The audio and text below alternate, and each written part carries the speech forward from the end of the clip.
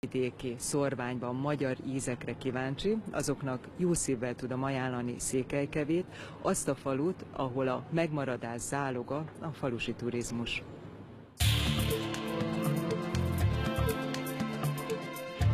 Székelykeve Végvár, a magyarul beszélők legdélibb bástyája. Az itt élő székelyek ősei még 1883-ban az osztrák-magyar monarchiában Mária Terézia uralkodás alatt települtek át a Bukovinából, hogy a lápos vidéket lecsapolják. Ennek fejében tartózkodási engedélyt és földet kaptak. A falu lakosságának a száma a múlt század 70-es évei óta a nyugati országokban munkát keresők elvándorlásával a felére csökkent, de a magyarok számaránya emelkedett.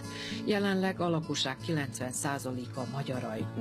Ez annak köszönhető, hogy a 8 osztályos elemiben kizárólag magyar nyelven folyik az oktatás, illetve az aktív kulturális és közösségi életnek. Székelykevére évente körülbelül 8000 turista látogat, a 2000 fős település megmaradásának egyik fontos tényezője a falusi turizmus.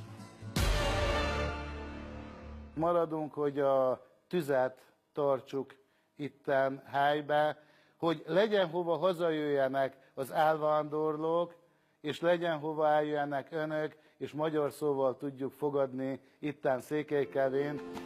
A Szerb-ajkú tengerben fekvő színtiszta magyar falu Székelykeve megmaradásának egyik fontos tényezője a falusi turizmus, amely szinte az egész falunak ad munkát és megélhetést. Ezek az emberi kapcsolatok sokat jelentenek nekünk, amit ezeknél a házaknál tapasztalunk, és a beszélgetések ezekkel az emberekkel. A kis településen mindenütt rend és tisztaság honol, az itteniek vendégszeretetéről pedig német, osztrák, holland, norvég, angol, sőt japán turisták is meggyőződhettek már.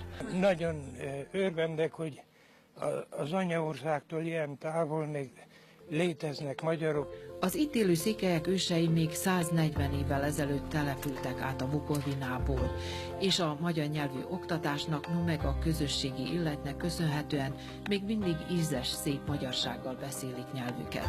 Az emberek főként mezőgazdasággal foglalkoznak itt, a nagy cégek ugyanis bezártak, a munkahelyek hiánya miatt pedig sok fiatal külföldön próbál boldogulni.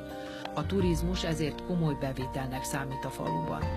12 éve kezdett bele Dani Ernő családi vállalkozásként, de végül az egész falut megmozgatta. 16 gazdával vendégfogadó egyesületet alapítottak a turisták ellátására.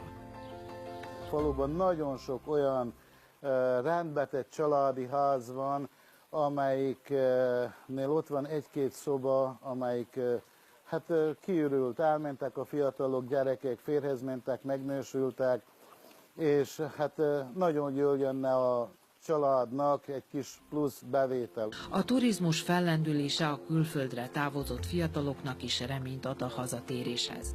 Ernő lánya, aki az általános iskola után Magyarországon folytatta tanulmányait, 10 év után visszajött, hogy édesapja vállalkozásában segítkezzen. Rengeteg a diákcsoport Magyarországról, a határok nélküli program van, amit a 7. osztályosok pályázhatnak meg, és jönnek osztálykirándulásra 2-3 napokra. Hogy a korral haladó kis közösségről van szó, bizonyítja, hogy Székelykevén teniszpályát is építettek, ahol a katolikus plébános tanítja teniszezni a diákokat. A legfiatalabb generációt, mert az az érdekes a mi részünkre, és a sport részére is, mert azokkal lehet egy hosszabb ideig foglalkozni. És akkor lehet őket nevelni. Forgatott csoportunk ott járt akkor is, éppen a már hagyományos magyar gasztronómiai napokat szervezte a falu.